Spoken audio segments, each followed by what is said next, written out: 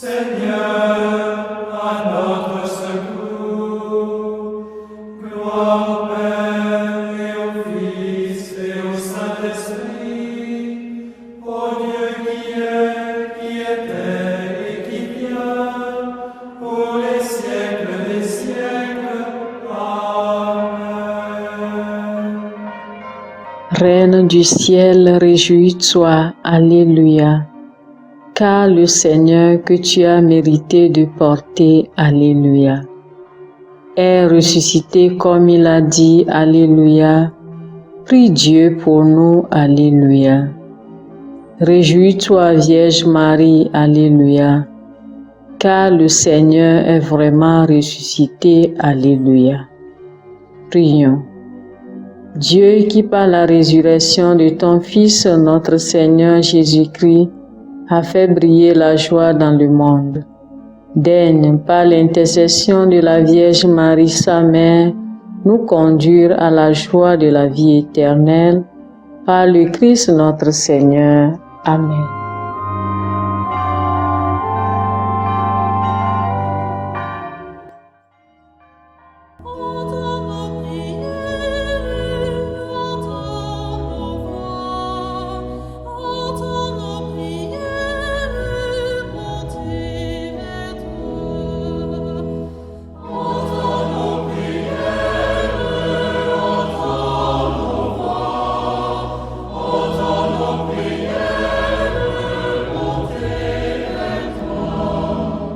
Seigneur, dans le silence de ce jour naissant, je viens te demander la paix, la sagesse, la force.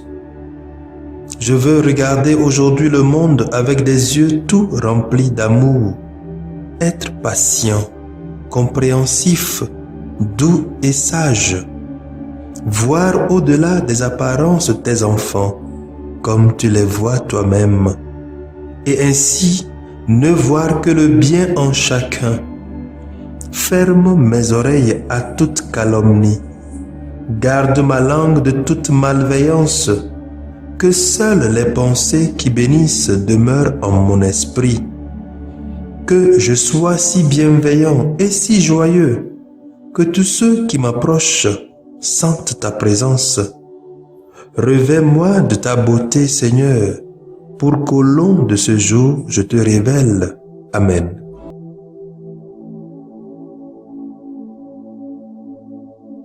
Abonnez-vous à notre chaîne YouTube et cliquez la cloche de notification pour recevoir nos prochaines vidéos.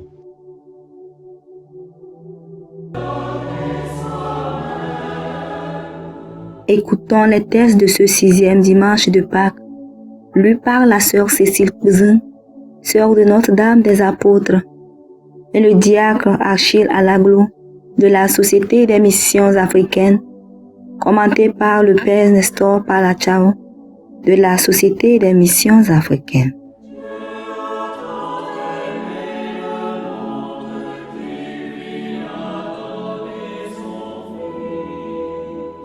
Première lecture. Lecture du livre des Actes des Apôtres, chapitre 15, versets 1 à 2 et 22 à 29. En ces jours-là, des gens venus de Judée et Antioche enseignaient les frères en disant: si vous n'acceptez pas la circoncision, selon la coutume qui vient de Moïse, vous ne pouvez pas être sauvés. Cela provoqua un affrontement ainsi qu'une vive discussion engagée par Paul et Barnabé contre ces gens-là. Alors, on décida que Paul et Barnabé, avec quelques autres frères, monteraient à Jérusalem auprès des apôtres et des anciens pour discuter de cette question. Les apôtres et les anciens décidèrent avec toute l'Église de choisir parmi eux des hommes qu'ils enverraient à Antioche avec Paul et Barnabé. C'étaient des hommes qui avaient de l'autorité parmi les frères. Jude appelé aussi Barsabas et Silas. Voici ce qu'ils écrivirent de leurs mains. Les apôtres et les anciens, aux frères issus des nations qui résident à Antioche, en Syrie et en Cilicie, salut. Attendu que certains des nôtres, comme nous l'avons appris, sont allés sans aucun mandat de notre part tenir des propos qui ont jeté chez vous le trouble et le désarroi. Nous avons pris la décision, à l'unanimité, de choisir des hommes que nous envoyons chez vous avec nos frères bien-aimés, Barnabé et Paul, eux qui ont fait don de leur vie pour le nom de notre Seigneur Jésus-Christ. Nous vous envoyons donc Jude et Silas, qui vous confirmeront de vive voix ce qui suit. L'Esprit Saint et nous-mêmes avons décidé de ne pas faire peser sur vous d'autres obligations que celles-ci qui s'imposent. Vous abstenir des viandes offertes en sacrifice aux idoles, du sang, des viandes non saignées et des unions illégitimes. Vous agirez bien si vous vous gardez de tout cela. Bon courage. Parole du Seigneur. Nous rendons grâce à Dieu.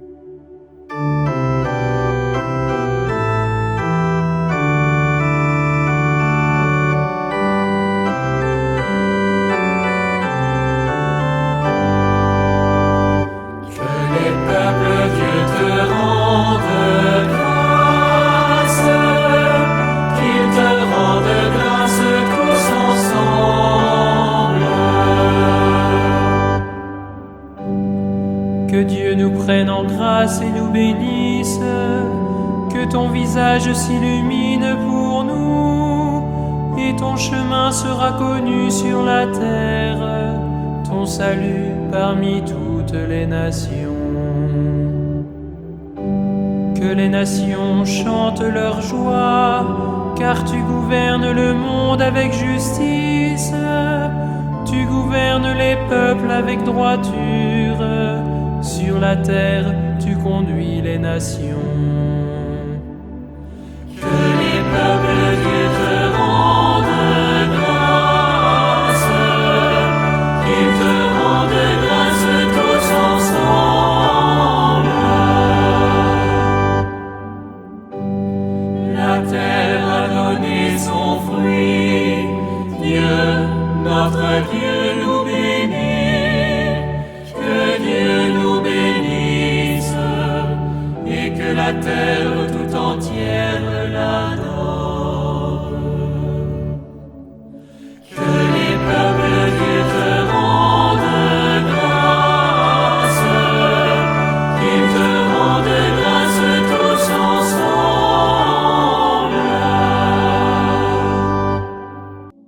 Deuxième lecture. Lecture de l'Apocalypse de Saint Jean, chapitre 21, versets 10 à 14 et 22 à 23. Moi, Jean, j'ai vu un ange. En esprit, il m'apporta sur une grande et haute montagne. Il me montra la ville sainte, Jérusalem, qui descendait du ciel auprès de Dieu. Elle avait en elle la gloire de Dieu. Son éclat était celui d'une pierre très précieuse, comme le jaspe cristallin. Elle avait une grande et haute muraille, avec 12 portes, et sur ces portes, 12 anges. Des noms y étaient inscrits, ceux des 12 tribus des fils d'Israël. Il y avait 3 portes à l'Orient, 3 au nord, 3 au midi et 3 à l'Occident. La muraille de la ville reposait sur 12 fondations, portant les 12 noms des 12 apôtres de l'agneau. Dans la ville, je n'ai pas vu de sanctuaire, car son sanctuaire, c'est le Seigneur Dieu, souverain de l'univers et l'agneau. La ville n'a pas besoin du soleil ni de la lune pour l'éclairer, car la gloire de Dieu l'illumine. son luminaire, c'est l'agneau. Parole du Seigneur. Nous rendons grâce à Dieu.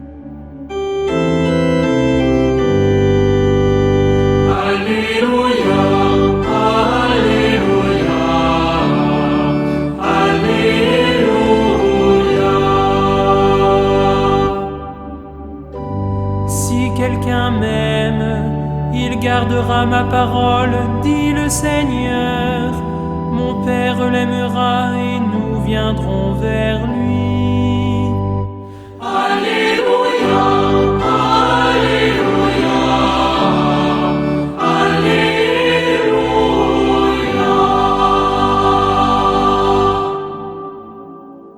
Le Seigneur soit avec vous et avec votre esprit.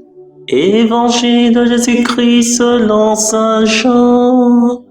Gloire à toi, Seigneur.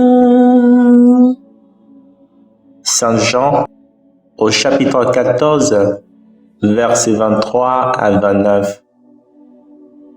En ce temps-là, Jésus disait à ses disciples, « Si quelqu'un m'aime, il gardera ma parole.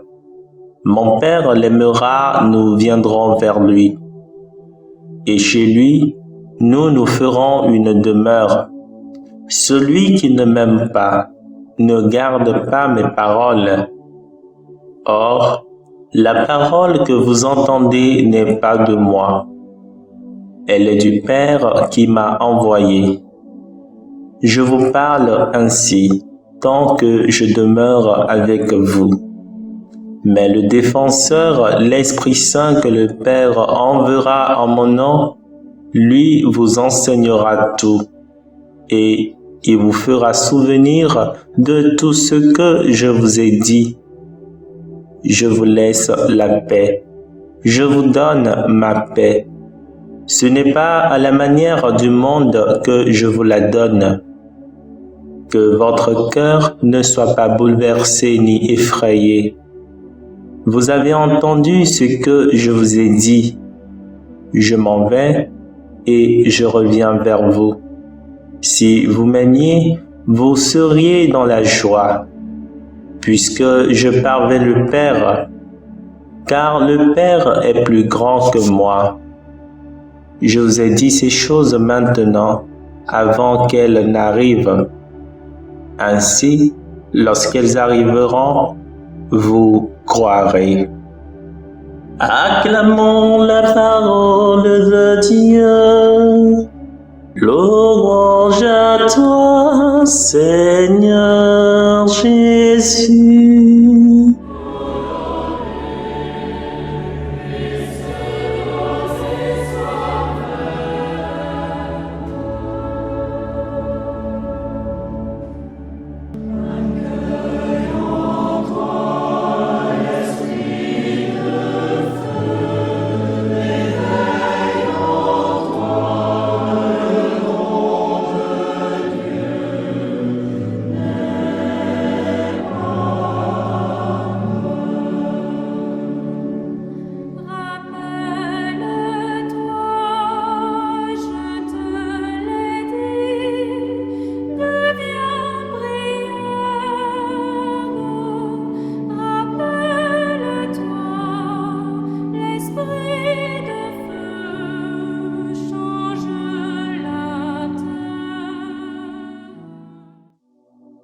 Bien, chers frères et sœurs en Christ, loué soit Jésus-Christ à jamais.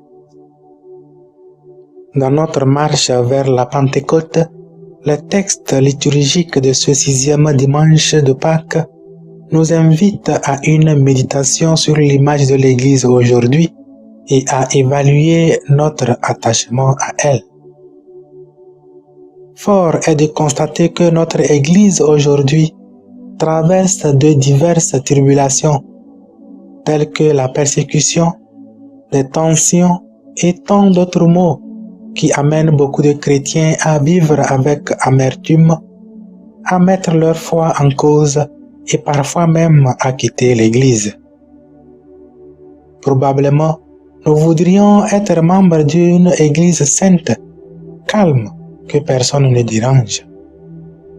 Mais en référence au premier conflit entre les Juifs et les païens qui a engendré le concile de Jérusalem, le livre des Actes des Apôtres au chapitre 1, les versets 1 à 11, nous rappelle que l'Église n'a jamais cessé de traverser des moments de tension, mais elle a demeuré toujours debout et vivante sous l'aide du Saint-Esprit de Dieu. Par conséquent, l'image qu'on devrait avoir de l'Église n'est pas celle qui grandit dans la paix selon le monde, mais celle qui reçoit sa paix du Christ et qui lui reste attachée malgré les tribulations de ce monde. Voilà pourquoi Jésus nous le dit.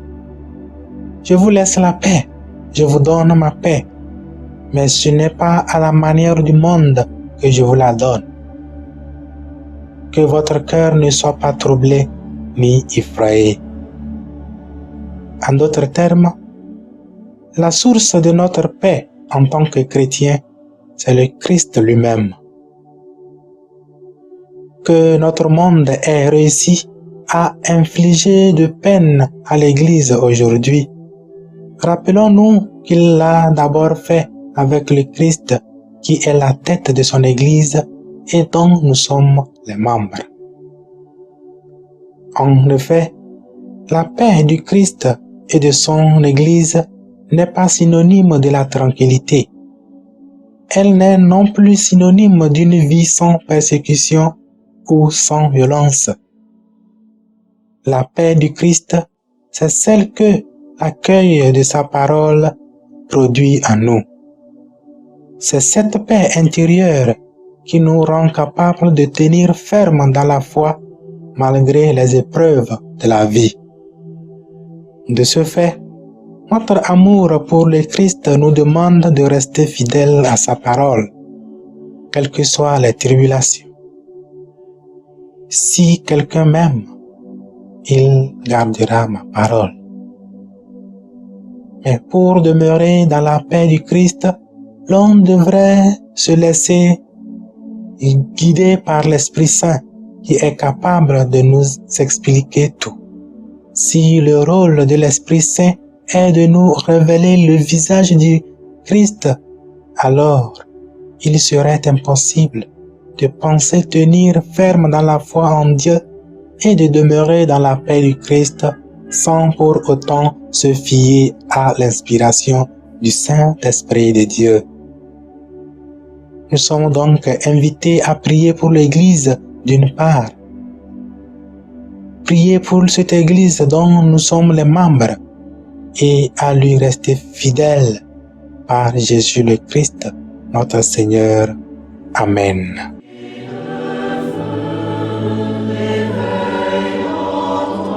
Que le Seigneur Tout-Puissant et Miséricordieux nous bénisse et nous garde, le Père, le Fils et le Saint-Esprit. Amen. Bénissons le Seigneur.